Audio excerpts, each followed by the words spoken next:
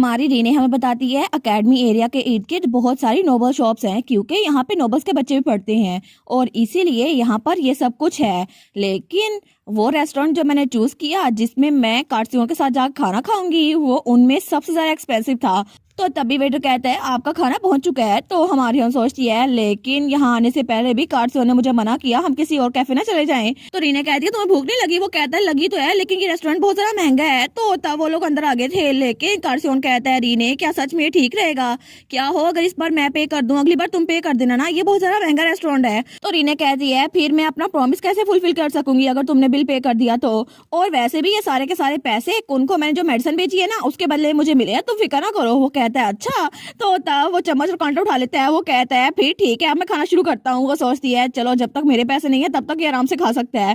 तो तब वो कहती है वैसे भी यहाँ पे सीट जो हमें मिली है ना यहाँ तो सनसेट भी बहुत ज्यादा ब्यूटीफुल नजर आ रहा है और ये स्टीक ये तो मुंह में जाते ही खुल जाती है, तुम्हें ये पसंद आई? वो कहता है हाँ हाँ बहुत ज्यादा डिलीशियस है, मुझे बहुत ज्यादा पसंद आई। और तब उसे कहता है ये आसमान बिल्कुल वैसा ही है जैसे मैं अकेडमी में देखता हूँ लेकिन आज का दिन तो बहुत ज्यादा स्पेशल लग रहा है। तो रीना कहती है हाँ बिल्कुल सही बात कर रहे हो और यहाँ पे आना अच्छी चॉइस थी है ना, मैं तो यहाँ कम से कम एक बार जरूर आना चाहती थी। वो कहता है सच में? अगर तुम आना चाहती थी तो मुझे बता देती, मैं तुम्हें पहले ले आता। वो सोचती है अगर मैं इसे पहले बता देती तो ये पूरा का पूरा रेस्टोरेंट बुक कर लेता। लेकिन उसे कहती है क्या पता आगे कोई अपॉर्चुनिटी आ जाए तो तुम रिलैक्स करो। तब कार्सियोन खाना खाते हुए कहता है मैंने इस बारे में पहले भी सोचा है लेकिन ऐसा लगता है तुम्हें पैसे की ज्यादा परवाह नहीं है या फिर पैसे खर्च करना तुम्हारे लिए इजी है। वो कहती है हाँ क्योंकि मेरी आंट मुझे बहुत ज्यादा पॉकेट मनी दिया करती थी ना और जब मैं छोटी थी ना तो मैं विलेज में मेडिसिनल हर्ब बेचा करती थी, उसके बदले मुझे बहुत चीजें मिलती थी। तो तब वो कहता है आंट विलेजर्स? वो कहती है हाँ हाँ जब मैं छोटी थी ना तो मैं अपने पेरेंट्स के साथ एक छोटे से टाउन में रहती थी और जब मेरे पेरेंट्स गुजर गए तो मेरी आंटी ने मुझे अपने घर बुला लिया।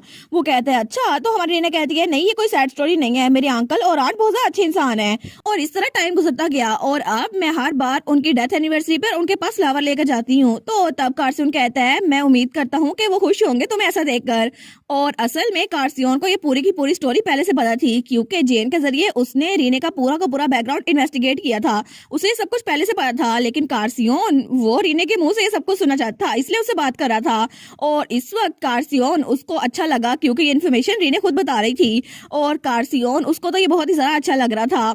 लेकिन रीने के स्माइल और उसकी ये वार्म एक्सप्रेशन वो चाहता था वो उसके मुंह से हमेशा ये बातें सुनता रहे कि उसको अपनी फैमिली पसंद है। लेकिन अगर रीने उसको इस बारे में ना बताती तो वो कभी भी रीने के चेहरे पे ऐसा एक्सप्रेशन ना देख पाता और वो दिल में सोचता है कितनी प्यारी है ना ये, मैं तो हमेशा इससे ऐसी बात करना चाहता हूँ और मैं इसके बारे में और जानना चाहता हूँ, इसके मुंह से इसके बारे में और सुनना चाहता हूँ लेकिन मैं सच में चाहता हूँ ये मुझे खुद बताए। तो तब तक रीने ने खाना खत्म कर लिया था। वो कहती है उसके बाद मेरी आंट ने मुझे हर हर्बल इंग्रेडिएंट ला के दिए और वो जो कुछ भी चाहती थी ना वो ला के देती थी, मैं उनकी बहुत ज्यादा शुक्रगुजार हूँ। तो तब कार्सियोन कहता है अच्छा तुम्हारी आंट एक मर्चेंट है? वो कहती है क्या मर्चेंट? नहीं नहीं मेरी आंट एक काउंटेस है। लेकिन वो लोग इन्वेस्ट करते रहते हैं फिर भी वो डायरेक्टली बिजनेस ही करते। तो कार्सियोन कहता है अच्छा ये बात है।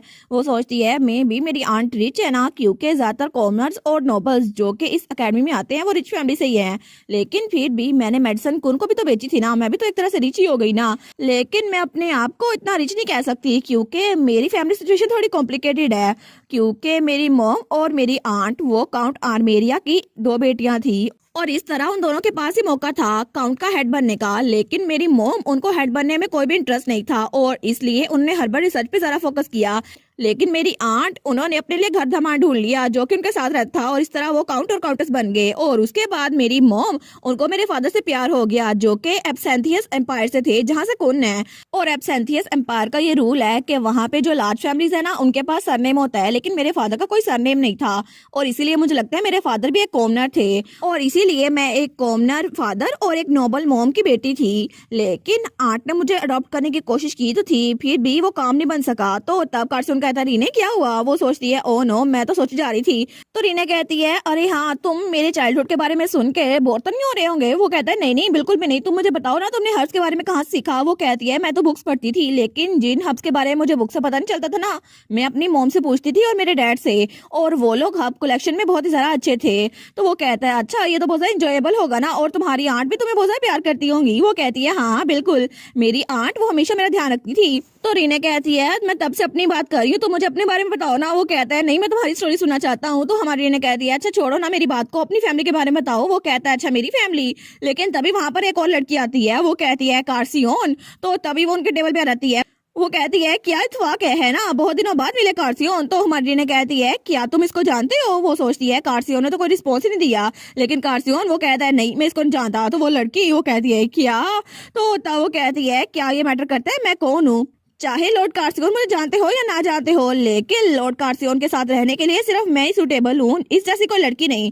तो हमारी ओर सोचती है ये लड़की क्या बात कर रही है, क्या ये कार्सियोन को जानती है, लेकिन कार्सियोन उसको नहीं जानता, फिर भी इसके पीछे पड़ी हुई है।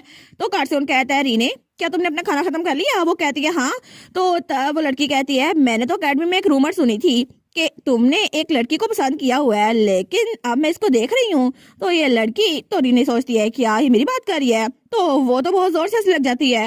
वो कहती है ये लड़की तो बिल्कुल बेकार है, और तभी टेबल पे हाथ मारती है और कहती है सच में बहुत ज्यादा मजा आने वाला है, क्योंकि तुम तो मेरे काबिल बिल्कुल भी नहीं हो और ना ही कार्सियोन के। तो कार्सियोन उस लड़की को घूर के देखता है।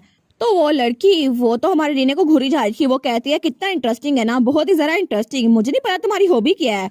अभी तुम थोड़ी देर पहले बता रही थी कि जब से तुम छोटी थी तुम हर्ब्स कलेक्ट किया करती थी, इसका मतलब है तुम घास चुनती थी, है ना, कितना शॉकिंग है ना। और तुम्हारी जैसी कोई लड़की जो अपने गंदे हाथ मट्टी में रखती हो यहाँ पे नहीं आ सकती। तो हमारी ने कहती है कहीं नहीं लिखा। वो कहती है क्या, तो हमारी ने कहती है कहीं नहीं लिखा कि जिसके हाथ मट्टी की वजह से गंदे होंगे हो वो यहाँ नहीं आ सकता, और मुझे नहीं लगता कि इसीलिए यहाँ पर मेरा आना मना है। तो वो लड़की कहती है क्या, तो कार्सी और उसकी तो हंसी निकल जाती है। वो कहता है सच में रीने तुम तो सच में बहुत ज्यादा मजाकिया हो। तो वो लड़की वो कार्सियोन को देखती है, वो तो बिल्कुल शॉक हो गई थी। वो सोचती है लॉर्ड कार्सियोन ने स्माइल की, लेकिन इस लड़की की हिम्मत कैसे हुई लॉर्ड कार्सियोन के सामने मेरी इंसल्ट करने की। तो वो चिल्ला कहती है तुम। तो हमारा कार्सियोन कहता है रीने क्या मैं तुम्हारा हाथ पकड़ सकता हूँ। तो रीने कहती है हाँ लेकिन क्यों। तो कार्सियोन सवाल करता है, वो कहता है क्योंकि हम लोग यहाँ से निकलने वाले हैं, और तभी वो लोग टेलीपोर्ट हो गए थे और तब वो टाउन के बिल्कुल ऊपर थे। तो हमारी वो सोचती है क्या हम लोग ऊपर आ गए। तो वो कहता है मुझे माफ कर देना, अचानक से मैं तुम्हें यहाँ पर ले आया, लेकिन मैं अभी तुम्हें नीचे उतारता हूँ। वो कहती है हाँ, और तब वो वहां पर देखती है, वो सोचती है मैं पहली बार टेलीपोर्ट होके बिल्कुल हवा में पहुंची हूँ, लेकिन ये नजारा तो बहुत ही ज्यादा प्यारा लग रहा है। और तभी वो लोग नीचे लैंड कर गए थे। तो हमारी सोचती है क्या ये ठीक है कि तुमने उस लड़की को वैसे ही वहां पर छोड़ दिया। तो कार्सियोन कहते हैं हाँ बिल्कुल ठीक है, तुम फिक्र ना करो, और जहाँ तक मेरा एक्सपीरियंस है ना मुझे सच में इन लोगों से डील करना नहीं आता, पता नहीं किस तरह का डिनर था उसने हमारा डिनर खराब कर दिया। तो रीना कहती है अच्छा लेकिन कोई बात नहीं, लेकिन तब वो कहती है ओ नो मैंने बिल तो पे किया नहीं, मैं वैसे ही आ गई। वो कहता है कोई बात नहीं, क्योंकि वो प्लेस वो रेस्टोरेंट में मेरी फैमिली के जरिए ऑन किया जाता है। वो कहती है क्या वो तुम्हारा रेस्टोरेंट था। वो कहता है मुझे माफ कर देना रीने, मैं तुम्हें अनकंफर्टेबल नहीं करना चाहता इसलिए मैंने बताया नहीं। वो सोचती है अच्छा इसीलिए हमने पहले कोई रिजर्वेशन नहीं की थी, लेकिन उन्होंने हमें सबसे अच्छी सीट दी, और मुझे खुशी हुई है कि मैंने कोई क्राइम कमिट नहीं किया, लेकिन फिर भी मैं इसको खाना खरीद के देना चाहती थी। तो रीने कहती है ठीक है, इसके बाद हम लोग मीठा खाने के लिए चलते हैं, ठीक है, डिजर्ट के लिए मैं पे करूंगी। वो कहता है ठीक है ये तो बहुत अच्छा रहेगा, और वो तो बहुत खुश हो गया था। और उसके बाद वो लोग डिजर्ट शॉप पे पहुंच गए थे। तो हमारी हन कहती है देखो ना कितना डिलीशियस लग रहा है, और तुम्हें जो चूज करना है तुम चूज कर लो, और उसके लिए तुम्हें मैं पे करूंगी, ठीक है। वो कहता है हाँ, और तब वो लोग ऊपर जा रहे थे, लेकिन तभी कार्सियोन वो पीछे देखते हैं, वो सोचता है क्या वो अभी तक यहाँ पर है। तो वो कहता है रीने। तो रीने कहती है हाँ क्या हुआ कार्सियोन। वो कहता है क्या तुम थोड़ी देर के लिए वहां जाके बैठ सकती हो, मैं थोड़ी देर में वॉशरूम से होके वापस आता हूँ। वो कहती है अच्छा ठीक है मैं तुम्हारा इंतजार करूंगी। और तब रीने वहाँ सीट पे जाके बैठ गई थी, और तब वहाँ बैठ के बाहर का नजारा देख रही थी, लेकिन तभी वहाँ पर कोई आता है, वो था कार्सियोन जो थोड़ी देर बाद वापस आ गया था। वो कहता है तुमने इंतजार किया है ना, मैं यहाँ आते आते अपनी ट्रे भी ले आया। वो कहती है थैंक यू, लेकिन तब वो केक उनके सामने था। तो हमारी उन कहती है लेकिन वो लड़की थी कौन, क्या वो स्ट्रेंजर थी।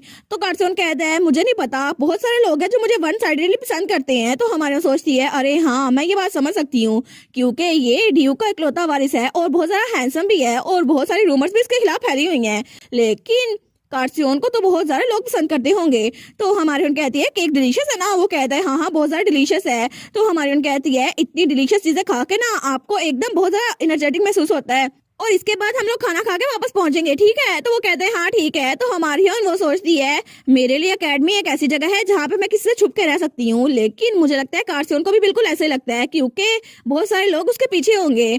और तब वो लोग वापस जा रहे थे, तो वो जेन के लिए भी कुछ पैक करवा लेती है, और उसके बाद कार्सियोन उसको एक और चीज दिखा रहा था। वो सोचती है मैं कार्सियोन के साथ हर मोमेंट को एंजॉय कर रही थी, लेकिन तभी वहां पर एक बिल्ली बैठी हुई थी जो कि पिंक कलर की थी। वो सोचती है ये तो बिल्कुल कार्सियोन के साथ दिखती है, तो उस बिल्ली के पास गई थी। तो कार्सियोन तो हमारी रीने को देखी जा रहा था। तो रीना कहती है हमारे डिनर में किसी ने इंटरप्ट कर दिया, लेकिन फिर भी अच्छा डिनर था, है ना? वो कहता है हाँ हाँ बिल्कुल, बहुत ज्यादा अच्छा डिनर था और लोग चाहे जो कुछ मर्जी कहते रहे, लेकिन मेरे लिए बहुत ज्यादा इंजॉयबल डिनर था। तो तब कार्सियोन उसको याद आता है जब उसने रीना से कहा था क्या तुम थोड़ी देर के लिए वहां जाके बैठ सकती हो, मैं थोड़ी देर में वॉशरूम से होकर वापस आया, लेकिन तब वो बाहर निकला था क्योंकि वो लड़की वहां छुपकर उनको देख रही थी। तो वो कहती है कार्सियोन यहाँ पर आ रहा है, लेकिन तब वो थोड़ा बाहर निकल के आती है। वो कहती है लॉर्ड कार्सियोन फाइनली आपने मुझे नोटिस किया और मेरे पास आ गए, तो आपने उस लड़की को वहां छोड़ दिया है ना लॉर्ड कार्सियोन, आपको उसको छोड़ देना चाहिए। लेकिन तभी कार्सियोन उसके पास आकर कहता है मैं तुम्हें नहीं जानता, आखिर तुम मेरा पीछा क्यों कर रही हो? तो वो कहती है ओ मैं समझ सकती हूँ, लेकिन मैं आपकी सीनियर हूँ अकेडमी में और आप मुझे नहीं जानते होंगे, लेकिन मैंने पिछले साल स्किप कर दिया था और इस साल मैं आपके साथ ही रहने वाली हूँ अकेडमी में, तो प्लीज मुझे समझिए और आप मुझे एक्सेप्ट कर लें। तो कार्सियोन गुस्से में आते हुए कहता है मैं बहुत सारे लोगों से मिला हूं जो तुम्हारी तरह है, लेकिन तुम अपनी डिलीजन तुम अपने पास ही रखो और मुझे फर्क नहीं पड़ता तुम क्या सोचती हो।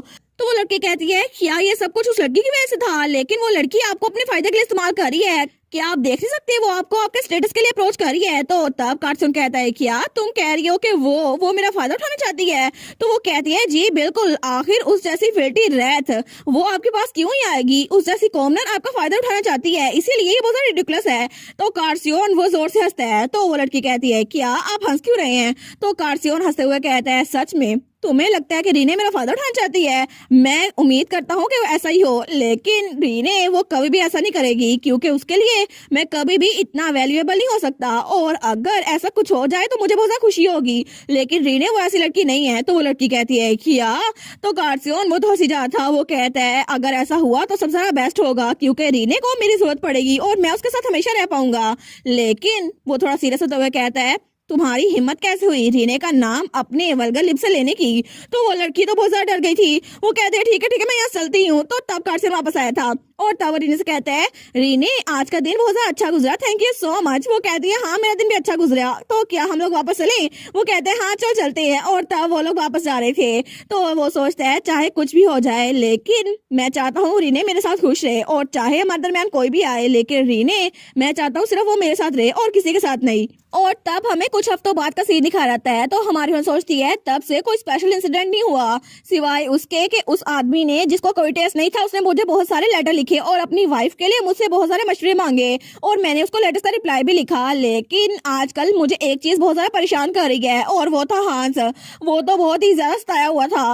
वो सोचती है जब पिछली बार इससे जेन ने स्पीड ऑफ लाइट पे रिजेक्ट कर दिया ना, तो तब उसने कहा कोई बात नहीं, उसने कहा मैं स्ट्रेंजर्स को डेट नहीं करती, लेकिन अगर वो मुझे जान जाएगी तो मुझे डेट करेगी। लेकिन पता नहीं आजकल ये मेरे पीछे पीछे क्यों घूम रहा है। और वो हांस बेचारा वो तो गहरी गहरी सांसें ले रहा था जैसे बहुत ज्यादा थका हो, बहुत ज्यादा उदास हो। तो हमारे सोचती है ये बास्टर्ड मेरे पीछे क्यों आई जा रहा है। तो तब उसे पूछ लेती है हांस मुझे बताओ क्या हुआ है। वो कहता है रीने तुमने नोटिस कर लिया कि मेरा डिस्ट्रेस क्या है? ये कोई बड़ा मसला नहीं है, लेकिन मेरे फादर का बिजनेस आजकल बहुत ज्यादा बुरा चल रहा है और आजकल तो गर्मी भी बहुत ज्यादा है ना। तो हमारी सोचती है सच में एक सीरियस कंसर्न था। तो हांस कहता है हमने बहुत सारे समर आइटम्स प्रिपेयर किए थे, लेकिन फिर भी हमारे कॉम्पिटिटर ने एक नया प्रोडक्ट लॉन्च किया और उसकी वजह से हमारे सारे स्टॉक प्राइसेस गिर गए हैं। तो हमारी कहती है अच्छा ये वही प्रोडक्ट है ना जिसकी वजह से तुम्हारी स्किन थोड़ी देर के लिए कूल डाउन हो जाती है, लेकिन इसका तो सिर्फ टेम्परेरी इफेक्ट है, लेकिन बाद में अगर इसे ज्यादा यूज करें तो इसके साइड इफेक्ट भी हो सकते हैं। तो हमारी कहती है हाँ तुम भी तो इस बात को समझते हो ना। वो कहता है हाँ ट्रेंडी आइटम ज्यादा बिकते हैं, लेकिन हमारी सोचती है तुम भी तो हर्बल मेडिसिन पढ़ते हो ना, तुम्हें अब ये बात ही पता इंग्रेडिएंट्स बहुत ज्यादा मैटर करते हैं। वो कहता है एनीवेज मेरे लिए तो बहुत ज्यादा सैड न्यूज है ना, क्योंकि चीजें बहुत ज्यादा रफ हो गई हैं और इस तरह हमारी समर कलेक्शन वो भी बिक नहीं रही। तो हमारी कहती है हाँ समर में तो ऐसी चीजें बहुत ज्यादा बिकती है ना जो कि स्वेट को कंट्रोल करती हैं। और तब पीछे दो लोग थे जो कि कहीं जा रहे थे, देखो ना ये कूल क्रीम कितने मजे की है, हम लोग इसको इस्तेमाल करते हैं। तो दूसरा कहता है हाँ देखो ना यहाँ पर तो कितनी जरा खुशकी आई हुई है, मुझे लगता है हमें बाहर जाना चाहिए। तो तभी हमारी हीरोइन वो उनकी बातें सुन रही थी, लेकिन तभी उनमें से कोई कहता है हम धूप में जाके पसीने को सुखाते हैं। तो हमारी कहती है क्या? तो तब रीना कहती है अच्छा हाँ मेरी बात सुनो, मेरे पास एक प्रोडक्ट है, लेकिन अगर तुम चाहो तो अपने फादर के जरिए इसको डिस्ट्रीब्यूट करवा सकते हो। वो कहता है क्या हम उसे कर तो देंगे, लेकिन हमारे पास प्रपोर्शन के लिए जरा पैसे नहीं है। और जैसे कि मैंने पहले कहा था चीजें अच्छी नहीं चल रही। वो कहती है नहीं कोई मसला नहीं है, वो तो बिक जाएगा, मुझे ये बात कंफर्म है, लेकिन उसके बदले में मुझे थोड़ा प्रॉफिट देना होगा तुम लोग को। वो कहता है सच में? बस ये तुम्हारी फाइनल टर्म्स हैं, लेकिन सच में ये सच में बिक जाएंगी? वो सोचती है मैंने पहले इस बारे में क्यों नहीं सोचा, मुझे कोई पार्टनर चाहिए था जिसकी वजह से मैं अपने प्रोडक्ट को सेल कर सकूं और इस तरह मेरे पास ये अपॉर्चुनिटी होगी। लेकिन अगर मैंने इसको ठीक से किया तो क्या पता मैं रिच बन जाऊं और क्या पता मेरा बिजनेस एस्टेब्लिश हो जाए। तो तभी पीछे कोई आता है, वो कहता है एक्सक्यूज मी। तो वहां पे बेटी थी ओलिविया, रेड बालों वाली लड़की। तो हमारी ने कहती है हाँ क्या हुआ? तो तब ओलिविया वो कहती है अच्छा बात ये है कि, तो हमारी सोचती है इसको क्या हुआ, ये तो वही लड़की है ना जिसके मुंह पे वो दाने निकल रहे थे क्योंकि इसने वही टर्बल ब्रू स्किन केयर यूज किया था, लेकिन उस मेडिसिन के साइड इफेक्ट के लिए मैंने इसको एंटीडोट दे दिया था। तो तब यहाँ पर क्यों आई है? तो हमारी उसको देखती है, वो कहती है अच्छा हुआ तुम्हारा चेहरा बिल्कुल नॉर्मल हो गया है। तो तब पीटी वो चिल्ला कहती है थैंक यू सो मच। तो सब लड़कियां उसको देखती हैं, वो कहती है क्या आखिर हुआ क्या, ये थैंक यू क्यों बोल रही है उसको? तो रीना कहती है नहीं इसकी कोई जरूरत नहीं है, और बाय द वे मैंने तुम्हें कहा था तुम्हें मुझे खाना खिलाना होगा, तो क्या तुम रेडी हो? तो वो कहती है हाँ हाँ बिल्कुल रीने, तुम तो बहुत अमेजिंग इंसान हो, मैं तो तुम्हारी फैन बन चुकी हूँ, मैं तो पहले तुम्हारी फैन बन चुकी हूँ। तो रीने कहती है अच्छा ठीक है अब जाके अपनी सीट पे जाके बैठ जाओ। तो तब हांस पीछे से कहता है वो तो तुम्हारे साथ अच्छे से नहीं रह रही थी ना, तो आखिर अब क्या हुआ? तो हमारे उन कहती है मुझसे मत पूछो। और इस तरह स्कूल के बाद वो क्लब रूम में थी, तो वो सोचती है मुझे लगा ही था कि ऐसे डिस्ट्रीब्यूट करूंगी तो अच्छा होगा, लेकिन तभी वहां पे कौन आया था। वो कहता है तुमने मुझे जो मेडिसिन दी थी तुम चाहती हो उसके बदले में मैं तुम्हें पैसे ना दूं बल्कि तुम्हारी हेल्प करूं? वो कहती है हाँ मैं सोच ही रही थी कि अपनी मेडिसिन को प्रमोट करूं, लेकिन जो मेडिसिन मैंने तुम्हें दी है ना उसके बदले में मुझे तुमसे कोई हेल्प चाहिए होगी, तो क्या तुम मेरी हेल्प करोगे?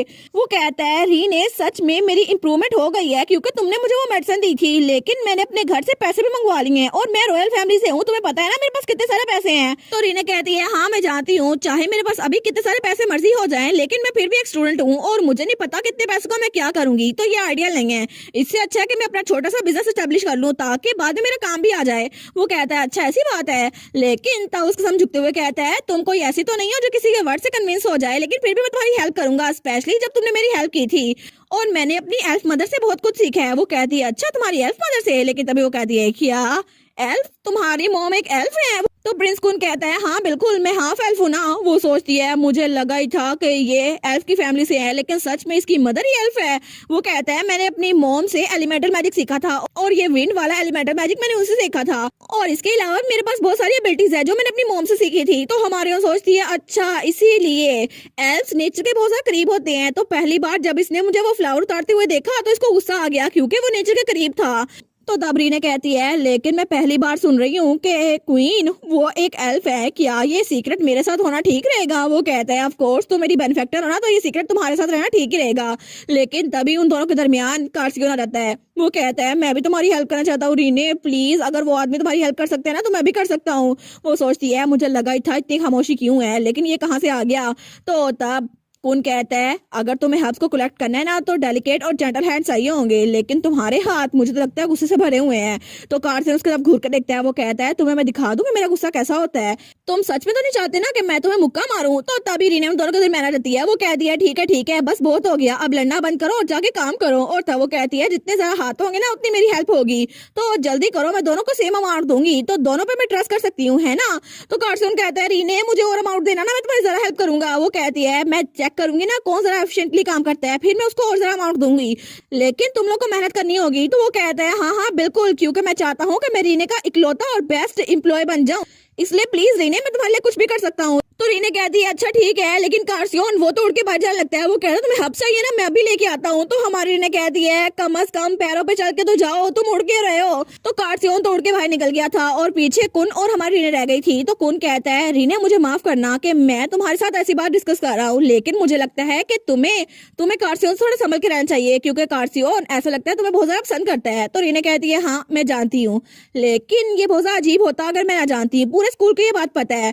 तो कुन कहता है क्या तुम सच में इसके साथ ओके हो? मुझे लगता है कि कभी कभी बहुत ज्यादा हैवी हार्ट वो भी पॉइजनस बन सकता है, और अगर वो तुम्हारे साथ रहा ना तो तुम्हारे साथ ऑब्सेस हो जाएगा। वो कहती है हाँ लेकिन मैं इस सबको खुद ही हैंडल कर लूंगी, तुम फिक्र ना करो। तो कुन वो कहता है ठीक है तो कोई बात नहीं, अगर तुम इसको खुद हैंडल कर लोगी ना तो मेरी कोई जरूरत नहीं है। तो तब वो कहता है मैं कल यहाँ पर आ जाऊंगा तुम्हारी हेल्प के लिए, अब मैं चलता हूँ। तो वो कहती है अगर तुम रोजाना यहाँ पर आओगे ना तो यहाँ पे बहुत ज्यादा शोर होगा, लेकिन चलो थैंक यू मेरी हेल्प करने के लिए। लेकिन तभी दरवाजे के बाहर से हमको कोई देख रहा था और वो था हमारा फ्योर, हमारा थर्ड मेल लीड। और वो बेचारा वो थोड़ा सा उदास हो गया था। वो सोचता है सच में कुन, मुझे तुमसे थोड़ी जलन हो रही है कि तुम अपनी इमोशंस को ऐसे ही रीने को बता सकते हो। काश काश मैं भी रीने को ये सब कुछ बता सकता, लेकिन मैं रीने के सामने ऐसे खुल के बात नहीं कर सकता। और तब हमें अगले दिन का सीन दिखा रहता है और उनकी एकेडमी। तो वहां पे हांस था, वो कहता है सच में रीने ये तो बहुत ज्यादा औसम है, तुम तो सच में एक जीनियस हो, नहीं तुम तो एक एंजल हो। एंटी स्वेट ये वाली मेडिसिन ये तो बहुत ज्यादा बिकेगी ना, क्योंकि इस समर में सबको बहुत ज्यादा पसीना आएगा, लेकिन इसकी वजह से मेरे पास अपॉर्चुनिटी है और ये तो बहुत बड़ा आइटम होने वाला है। तो हमारी रीने कहती है बस कर दो, काम डाउन। तो वो कहता है लेकिन जैसा कि तुमने कहा था हमें यंगर जनरेशन को पहले टेस्ट करना चाहिए, और कॉन्सिक्वेंटली मेरी फैमिली का बिजनेस वो तो अकेडमी के माल के साथ भी है ना, और सबसे पहले हम इसे एकेडमी में इंट्रोड्यूस करवाएंगे और सब लोग इसको खरीदेंगे। लेकिन मुझे लगता है इसकी प्राइसेस हमें ज्यादा रखनी चाहिए, क्योंकि एकेडमी में बहुत सारे लोग हैं जो इसको खरीदना चाहेंगे। लेकिन अगर हम इसको ज्यादा रेस करें ना इसकी प्राइस को, तो बहुत सारे लोग इसको खरीदेंगे, फिर भी हमें इतना लालची ना होना चाहिए। वो सोचती है आखिर ये किस तरह का इंसान बन गया हांस। वो कहती है वेल मैं सबके साथ फैमिलियर नहीं हूँ, लेकिन मैं सारा कुछ तुम पे छोड़ती हूँ, प्लीज बस इसको सेल कर दो। वो कहता है ठीक है मैं पूरा काम करूंगा, और मैं बिजनेस में बहुत ज्यादा अच्छा हूँ, मैं तुम्हें बताऊंगा कि मैं कितना अच्छा काम कर सकता हूँ, और चाहे मैं हर्बोलॉजी में इतना अच्छा ना हूँ लेकिन मैं बिजनेस में बहुत ज्यादा अच्छा हूँ। तो रीना कहती है लेकिन तुम तो हर्बोलॉजी डिपार्टमेंट में ना मेरे साथ। वो कहता है असल में मैंने बिजनेस स्कूल में एडमिशन लेना था, लेकिन मेरे ग्रेड्स कम थे ना, तो इसलिए मैंने हर्बोलॉजी में एडमिशन ले लिया। वो सोचती है देख लो हर्बोलॉजी को क्या समझा हुआ इसने। लेकिन वो कहता है ठीक है तो ये सारी मेडिसिन जो तुमने बनाई है क्या मैं सच में इसको बेच सकता हूँ, लेकिन मैं प्रोडक्शन के साथ हेल्प तो नहीं कर सकता, तो क्या मैं दूसरे तरीके से तुम्हारी हेल्प कर सकता हूँ। तो रीना कहती है नहीं कोई बात नहीं, मैंने कुछ वर्कर्स को हायर कर दिया है, या फिर ऐसे कहें कि अपने दोस्तों को हायर कर लिया है। और तब दूसरी तरफ हमें क्लब रूम का सीन दिखा रहता है, जहाँ पे तो बहुत ज्यादा शोर था, क्योंकि वहाँ पे कार्सियोन और प्रिंस कून उन दोनों का कंपटीशन लगा हुआ था हब्स को अकेला करने में। तो तब कार्सियोन कहता है क्या सच में तुम हब्स को चुरा के जीतना चाहते हो। तो वो कहता है कि मुझे नहीं लगता मैंने चुराई है, मुझे लगता है मैं काम बहुत ज्यादा अच्छे से कर रहा हूँ, और वैसे भी मैं तुम जरा जल्दी से काम कर रहा ना, इसीलिए सब कुछ हो रहा है। तो हमारी ओर सोचती है सच में अगली बार मैं इन दोनों को काम करने के लिए अलग अलग टेबल दूंगी। तो तब वो सोचती है फिर भी कितना इंप्रेसिव है ना, दोनों ने कितने अच्छे से काम किया है, और कौन वो तो प्लांट्स को बढ़ाते हुए देखता आ रहा है ना, इसलिए वो इतने अच्छे से काम कर रहा है। लेकिन कार्सियोन ने मुझसे 2-3 बार सीखा और वो तो बहुत ही ज्यादा अच्छे से काम कर रहा है, और ऐसा लगता है कि मैं जितना भी सप्लाई किया हुआ है ये जल्दी खत्म हो जाएगा। तो तब वो कहती है सॉरी फ्योर, लेकिन क्लब रूम में बहुत ज्यादा शोर हो रहा है ना मेरी वजह से। वो कहता है नहीं कोई बात नहीं, लेकिन वो सोचता है कितना अजीब लग रहा है ना, मैं भी सच में इसकी हेल्प करना चाहता हूँ, लेकिन मैं कौन और कार्सियोन के दरमियान आ सकता। लेकिन तब वहाँ पे कुछ बोतल्स पड़ी हुई थी, वो सोचता है क्या ये इंग्रेडिएंट्स है। तो तब उन बोतल्स को उठाता है, वो सोचता है चलो कम से कम मैं इसकी राह में रुकावट तो नहीं बन रहा ना। लेकिन आखिर कार्सियोन अचानक से इतनी जल्दी इतना अच्छा क्यों हो गया। तो हमारी रीना कहती है अगर तुम बोर हो रहे हो तो मुझे इनको ऑर्गेनाइज करने में हेल्प क्यों नहीं करते। लेकिन तभी उसके हाथ में जो बोतल थी ना वो नीचे गिर जाती है। वो कहता है किया। तो तब रीना कहती है फ्योर तुमने ये क्या किया। वो कहता है सॉरी रीने। लेकिन फिर से कार्सियोन और प्रिंस कून वो कहते हैं रीने मेरा काम हो गया। दोनों कहते हैं हाँ मेरा भी हो गया। तो तब कार्सियोन कहता है ठीक है मुझे अगली बारी दो। तो कौन कहता है नहीं मैं इससे जल्दी काम कर लूंगा। तो हमारी हीरोइन को समझा रही थी, लेकिन फ्योर वो तो खुद ही झुक गया था उसके सामने। वो कहता है मुझे माफ कर दो रीने, मेरी वजह से तुम्हारी बोतल नीचे गिर गई। वो कहती है काम डाउन तुम लोग, मैं बिल्कुल फोकस नहीं कर पा रही। लेकिन वो सोचती है मुझे सबसे पहले डिओड्रोंटो प्लांट चाहिए होगा जो कि वहाँ जंगल में है, लेकिन अगर मैं डीप फॉरेस्ट में गई तो मुझे और मिल सकता है। लेकिन तभी वो कहती है अरे हाँ फ्योर कार्सियोन क्या तुम लोग क्लब की एक्टिविटी के लिए मॉन्स्टर को सब्जुगेशन करने के लिए वहाँ जाते हो ना माउंटेन में। तो कार्सियोन कहते हैं हाँ। तो हमारी कहती है लेकिन हमारे अभी तक इस सेमेस्टर का स्कोर पूरा नहीं हुआ है ना। तो कार्सियोन कहता है फिक्र ना करो कोई स्कोर नहीं इसको मैं पूरा नहीं कर सकता। वो कहती है ठीक है तो इस बार हम सब्जुगेशन के लिए इकट्ठे जाएंगे, मैं भी तुम लोग के साथ चलूंगी और मुझे लगता है हमें जल्दी जाना चाहिए वहाँ पर। तो कार्सियोन और फ्योर वो कहते हैं क्या, लेकिन दोनों कहते हैं नो वे वहाँ पे मॉन्स्टर होते हैं, तुम्हारे लिए बहुत ज्यादा खतरा है रीने, तुम हमारे साथ नहीं जा सकती। तो हमारी कहती है अच्छा सच में ये कोई मसला है। बिल्कुल भी नहीं, मेरे लिए तो बिल्कुल भी मसला नहीं है, और जब मैं हब्स कलेक्ट करती हूँ ना तो मैं मॉन्स्टर रिपेलेंट यूज करती हूँ, जिसकी वजह से मॉन्स्टर मेरे पास नहीं आते। लेकिन मेरे पास और भी तरीके हैं उनको अपने आप से दूर रखने के लिए और उनको मारने के लिए। तो कार्सियोन कहता है लेकिन। तो फ्योर सोचता है सच में जब रीने की बात आती है ना तो ये मना नहीं कर सकता, लेकिन वो कहता है मुझे मना करना होगा। तो फ्योर कहता है रीने हमारा टारगेट वो कोई स्लाइम्स नहीं है, वो बहुत ज्यादा खतरनाक मॉन्स्टर है जिसकी वजह से हमें भी खतरा होगा और तुम्हें भी, इसलिए प्लीज हमारे साथ मत जाना। तो तब हमारी हीरोइन कहती है लेकिन फ्योर अभी तुम्हारे हाथ से मेरी बोतल नीचे गिर के टूट गई है ना, तो उसके बदले मुझे वहां पर लेके जाओ। तो वो बेचारा वो भी हार गया था। तो हमारी हीरोइन कहती है ठीक है, तो हम लोग डील करते हैं, ठीक है हम लोग अगली डेट सेट कर लेंगे और उसके बाद वहां पर जाएंगे। वो लोग कहते हैं ठीक है, लेकिन प्रिंस कून वो पीछे खड़ा हुआ था, वो सोचता है सच में रीने वहां पर जाएगी। लेकिन हमारी हीरोइन वो रात को अपने कमरे में बैठी हुई थी, वो सोचती है मॉन्स्टर्स को सब्जुगेट करना है, इसका मतलब है कि वहां पर बहुत सारी हब्स भी होंगी। लेकिन टू बी ऑनेस्ट मैं हब्स कलेक्ट करने के लिए वहां पर जाऊंगी और फ्योर और कार्सियोन वो मॉन्स्टर को ठिकाने लगाएंगे, लेकिन मेरे पास खुद भी प्रिकॉशन के तौर पर कुछ होना चाहिए। और तब उसके हाथ में एक सुई पकड़ी हुई थी जो कि बहुत ज्यादा लंबी थी। वो सोचती है इसके ऊपर टॉक्सिन है जो कि बिल्कुल परफेक्ट है, और तब उसको वो एक लिक्विड के अंदर डुबोती है। वो सोचती है इसकी वजह से ये बिल्कुल जहर का काम करेगा और बाकी सब कुछ प्रिपेयर हो गया है। मुझे लगता है कि मुझे प्रिकॉशन के तौर पर एक और चीज रखनी चाहिए, क्या मैं उसको भी इंक्लूड करूं? और तब उसे आता है जब अपनी मोम के साथ वहां जाया करती थी और हब्स कलेक्ट करके लाया करती थी, लेकिन तब डैड उनको हमेशा सैंडविच बना के दिया करते थे। वो सोचती है डैड के सैंडविच तो बहुत ही ज्यादा मजेदार होते थे, लेकिन मेरे पास वो मेमोरीज है जब डैड वो सैंडविच बना रहे थे और उन्होंने मुझे बनाना सिखाया। लेकिन डैड कभी भी मॉम को सैंडविच की रेसिपी नहीं बताते थे, और जब मैंने उससे पूछा ना कि आखिर आपने मॉम को क्यों नहीं बताया, तो उन्होंने कहा इस बारे में सोचो रीने, अगर तुम्हारी मॉम को सीक्रेट पता चल गया तो क्या वो चाहेगी वो मेरे हाथ से ये सैंडविच खाए? बिल्कुल नहीं, वो खुद बना लिया करेगी। तो हमारे यहाँ सोचती है तब तो मुझे ये बात बिल्कुल समझ नहीं आई थी, लेकिन अब मुझे लगता है कि इतनी छोटी छोटी चीजें ही ना उन दोनों के दरमियान इतना प्यार कायम किए हुए थी, और इसीलिए वो चीज मेरी मॉम के लिए बहुत ज्यादा मीनिंगफुल थी। और तब जिस दिन उन्होंने मॉन्स्टर हंटिंग के लिए जाना था ना, उसने वो सैंडविच खुद तैयार किए थे।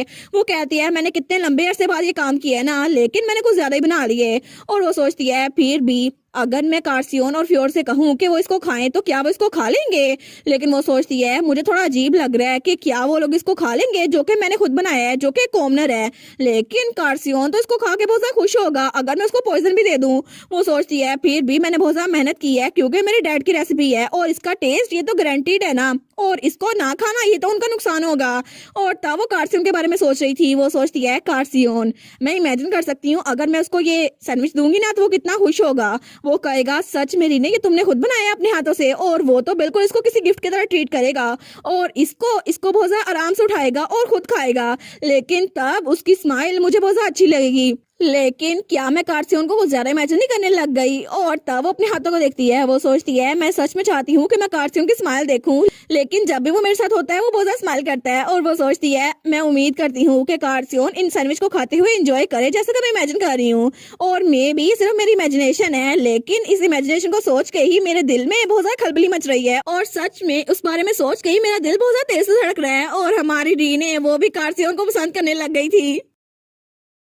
और इसी के साथ ये वाला पार्ट यहीं पर ख़त्म। तो आप लोग बताइएगा आप लोग को ये पार्ट कैसा लगा, और वीडियो को लाइक और चैनल को सब्सक्राइब लाजमी कीजिएगा।